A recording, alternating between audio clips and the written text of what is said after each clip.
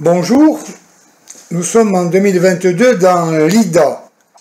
Je me présente, je m'appelle Pierre-Jean, je suis titulaire d'une maîtrise de théologie biblique et d'un master de théologie et de philosophie catholique et je suis diplômé de l'IDA. En raison de mes connaissances en logique, l'IDA m'a demandé en 2020 de prendre en main ces cours au travers d'une série de vidéos dont celle-ci est la 29e.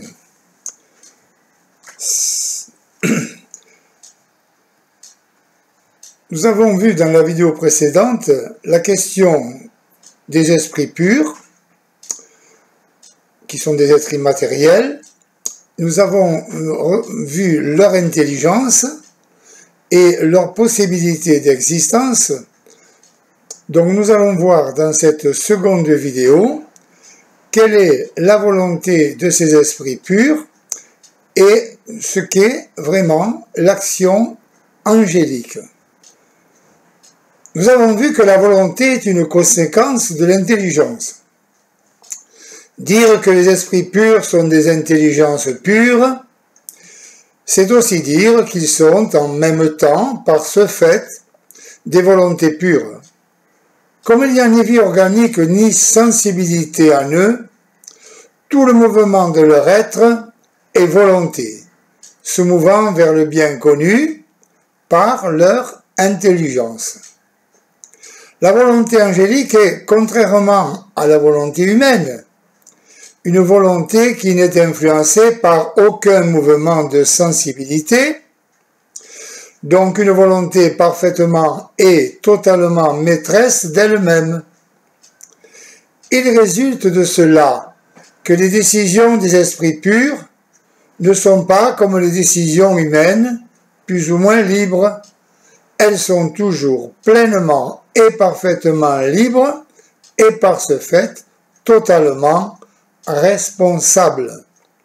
Ce que nous avons dit concernant la stabilité de la liberté, définitivement engagée dans ses décisions de l'âme humaine, se trouvant dans un état spirituel par le fait de la mort, est vrai, à plus forte raison, pour les esprits purs. Nous avons montré que l'intelligence angélique n'est pas discursive, mais intuitive, et donc que la liberté angélique prend ses décisions sans délibération, c'est-à-dire sans examen successif, et cela à chaque moment partiel, du pour et du contre, mais plutôt dans la compréhension parfaite, en un seul acte d'intelligence, de tous les pour et de tous les contre, donc de toutes les données. Nous constatons que dans une décision aussi parfaitement et totalement lucide de la liberté, la responsabilité est en même temps totalement et irrévocablement engagée. Nous avons expliqué que ce qui réside dans l'instabilité de la liberté humaine résidait en la possibilité de changer de décision ou de se repentir, c'est-à-dire la possibilité de reprendre ce que le libre choix de la décision avait a priori écarté et rejeté. Ceci n'est pas possible pour l'esprit pur, puisqu'en l'instant libre de sa décision, tout est considéré par lui en un acte totalement lucide de son intelligence.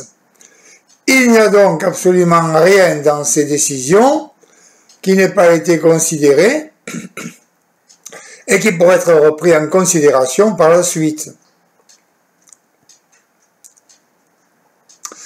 Ceci est la raison pour laquelle la liberté parfaitement stable de l'esprit pur persévère toujours dans ses décisions et ne s'en repent jamais. Nous avons expliqué pourquoi cette stabilité est une perfection, parce que l'acte de la liberté est de choisir, et qu'elle choisit davantage et plus parfaitement, en s'engageant totalement, et par ce fait irrévocablement, dans ses choix parfaitement lucides, dans lesquels tout est considéré. Ceci confirme au point de vue philosophique l'enseignement de la foi chrétienne qui affirme que les démons ne se repentent jamais et persévèrent irrévocablement dans leur choix mauvais, qui a été un choix lucide et pleinement responsable, comme étant une pure malice de l'esprit. Les esprits purs n'ont pas de sensibilité et de ce fait ne peuvent pas, comme les humains, subir l'influence des passions. Alors on pourrait objecter, contrairement à ce que nous venons de dire, que la stabilité de la liberté n'est pas une perfection, mais plutôt un grand mal. La réponse à cela se trouve dans un proverbe latin, corruptio optimi pessima, qui dit que la déviation de ce qu'il y a de meilleur est ce qu'il y a de pire. La stabilité de la liberté, qui est ce qu'il y a de meilleur, devient ce qu'il y a de pire quand son choix pleinement lucide et responsable est mauvais. Peut-être s'étonnera-t-on à propos de cet enseignement chrétien au sujet des démons, que les esprits purs parfaitement lucides aient pu faire un mauvais choix. La liberté le permet. C'est ici qu'il faut éviter l'erreur platonicienne qui confond malice de la volonté et erreur de l'intelligence.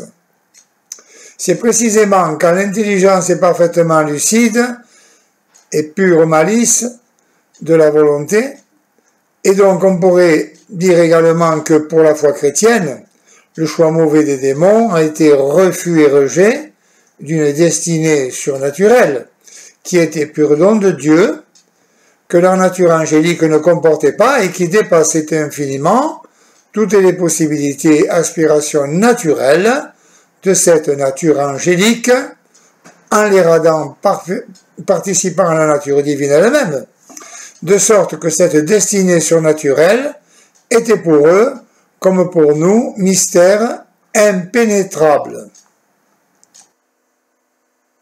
Ce mystère impénétrable de Dieu, les anges pouvaient en avoir connaissance par révélation divine, et pas autrement. La cause d'un tel rejet, selon l'enseignement de la tradition chrétienne, a été le naturalisme, qui consiste en une complaisance dans la haute perfection spirituelle de leur nature angélique au point de ne vouloir qu'elle et de refuser ce qui ne venait pas d'elle, ce qu'elle ne comportait pas. Ce naturalisme, lui-même fondé sur l'orgueil dans lequel réside, quoi? Eh bien, la vraie malice de l'esprit, c'est-à-dire la volonté d'indépendance absolue, qui refuse tout don, qui refuse de recevoir, pour tout trouver en soi, tout tirer de soi, pouvoir tout s'attribuer à soi-même. La persévérance sans repentir dans cette attitude est alors entêtement d'orgueil. Voyons maintenant ce qu'est l'action angélique. Il résulte de la perfection de l'esprit pur qui doit pouvoir agir hors de lui sur les autres esprits purs et dans le monde corporel. Mais là va apparaître la différence importante entre l'esprit pur et l'âme humaine. Nous avons vu pourquoi l'âme humaine, dont la nature est d'animer un corps, ne peut agir en dehors d'elle-même que par les organes et les membres de son corps. Nous avons conclu par là que l'âme humaine privée de son corps, par la mort, n'a plus aucune possibilité d'action hors d'elle-même, dans le monde physique du moins. C'est différent pour les esprits purs, dont la nature n'est pas d'agir par le moyen d'un corps. Ils doivent pouvoir agir directement en dehors d'eux-mêmes sur les autres êtres corporels ou spirituels. L'intelligence humaine ne peut connaître les choses qu'à travers un contact extérieur avec elle, par l'expérience sensible, mais l'intelligence angélique, comme nous l'avons expliqué, atteint les choses directement de l'intérieur, de ce qu'elles sont, dans ce qu'il y a en elles d'intelligibilité, parce que les idées angéliques sont données à l'esprit pur avec sa nature même par Dieu, auteur de ce que sont, quoi? Eh bien les choses. Il en résulte que l'homme ne peut mouvoir les êtres qu'au moyen d'un contact extérieur, pour lequel il a besoin de quoi? Eh bien de son corps. L'esprit pur peut mouvoir les êtres de l'intérieur en les atteignant au sein même de ce qu'ils sont, dans les profondeurs de leur intelligibilité, motion qui n'a rien d'infaillible et ne peut être qu'une influence non déterminante, quand il s'agit d'être libre comme les autres esprits purs et comme les hommes. Toutes les zones d'intelligibilité de la création sont accessibles à l'action des esprits purs, dont les idées les atteignent en elles-mêmes. Les esprits purs peuvent communiquer entre eux en un langage purement spirituel comme eux, donc sans instrument ni intermédiaire matériel. Rappelons que c'est la matière qui sépare le monde spirituel et le monde de la communication et de l'interpénétration. Les idées des anges inférieurs sont en dépendance de celles des anges supérieurs, qui contiennent un degré plus profond, plus pénétrant d'intelligibilité, et qui peuvent par là les éclairer de l'intérieur. De la même manière, les volontés plus fortes des anges supérieurs peuvent fortifier et influencer celles des anges inférieurs, mais bien entendu sans les déterminer, parce qu'ils demeurent libres, totalement libres, ce qui explique dans la tradition chrétienne que le prince des démons n'a pas pu dominer leur intelligence et leur volonté sans leur consentement. Il résulte de cela que les esprits purs peuvent à leur gré mouvoir le monde corporel d'une manière absolument inobservable par l'expérience sensible, puisque c'est une action qui n'atteint pas les êtres corporels de l'extérieur, comme l'action humaine, mais à l'intérieur de quoi? Eh bien de ce qu'ils sont. Cela pourrait expliquer que les phénomènes des médiums ne proviennent pas des âmes des défunts, mais des esprits purs. En ce qui concerne l'action des esprits purs sur les hommes, elle peut prendre en raison de la complexité de la nature humaine des formes très variées. Les esprits purs peuvent agir sur le corps humain, comme sur tout le monde corporel. Une action brutale, comme dans les cas de possession démoniaque, est d'un caractère exceptionnel. Ce qui est courant, c'est l'influence exercée à son insu sur la liberté humaine par la voie des organes et des centres nerveux. Nous avons déjà dit que certaines visions ou auditions pourraient s'expliquer par une action des esprits purs sur les organes sensoriels, ce qui d'ailleurs est confirmé par le fait que les personnes non concernées par ces phénomènes ne voient rien et n'entendent rien. Mais il peut y avoir aussi une action spirituelle des esprits purs sur ce qu'il y a de spirituel dans l'âme humaine, donc une action pour éclairer l'intelligence ou influencer la volonté. Les grands philosophes grecs pensaient qu'il faut attribuer à l'action des esprits purs les inspirations supérieures du génie ou de l'héroïsme qui dépassent de loin les capacités normales de l'homme.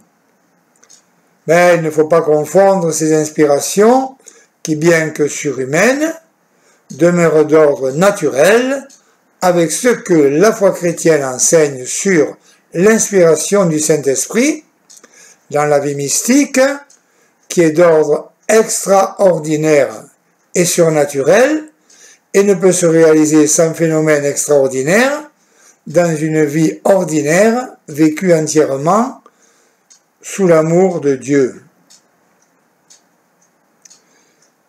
Certains psychologues contemporains ont soutenu qu'on peut expliquer par des phénomènes psychologiques inconscients bien des faits qu'on attribuait autrefois à l'action des esprits purs.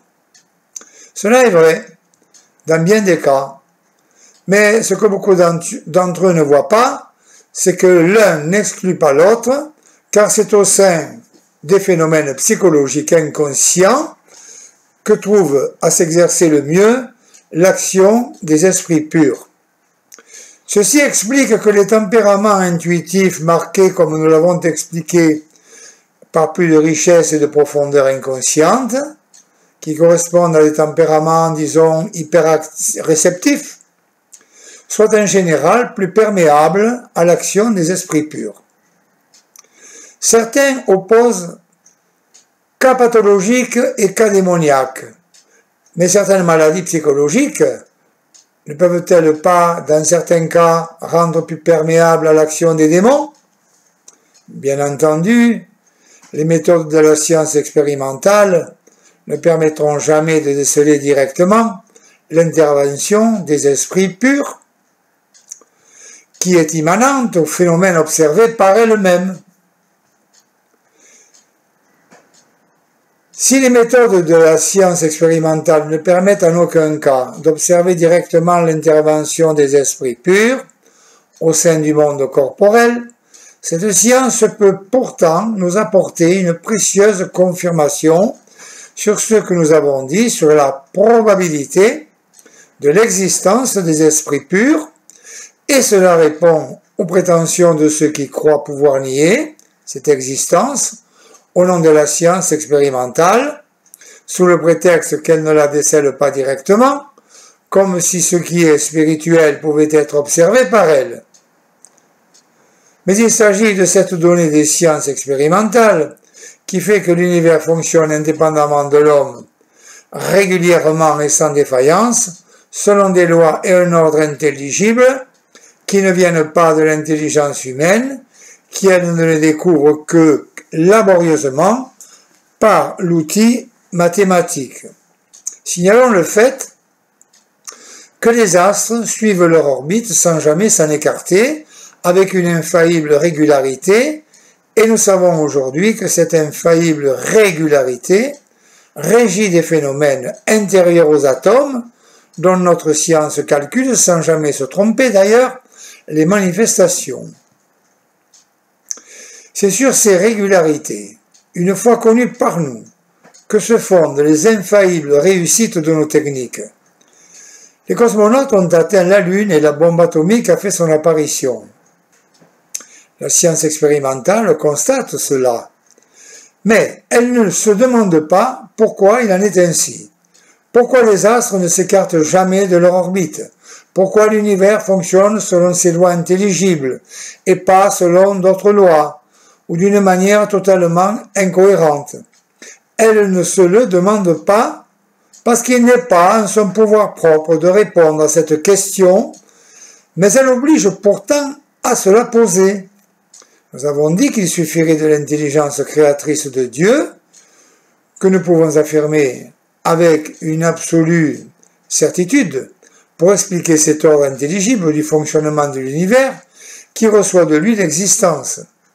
Mais nous avons montré aussi que normalement, la causalité créatrice de Dieu n'agit pas directement, mais par les causes secondes, auxquelles elle donne à la fois et inséparablement d'exister et d'agir, selon leur nature propre. Il est bien probable que la causalité intelligente de Dieu assure le fonctionnement de l'univers selon un ordre intelligible second étant celui des esprits purs. En observant l'univers, qui est indépendant de l'intervention technique de l'homme, on peut constater combien il est conforme au plan divin de la création. On peut ainsi en déduire que ce plan divin ne peut avoir été mis en action que par les esprits purs. Si l'univers fonctionne selon ces lois-là, qui sont intelligibles et pas d'autres, par exemple, si les astres suivent infailliblement leur orbite, cela ne peut être que parce qu'il est invisiblement mu mais mû de l'intérieur même de son être. Par quoi? Par des intelligences, comme une machine qui ne fonctionnerait que sur un ordre intelligible de son constructeur.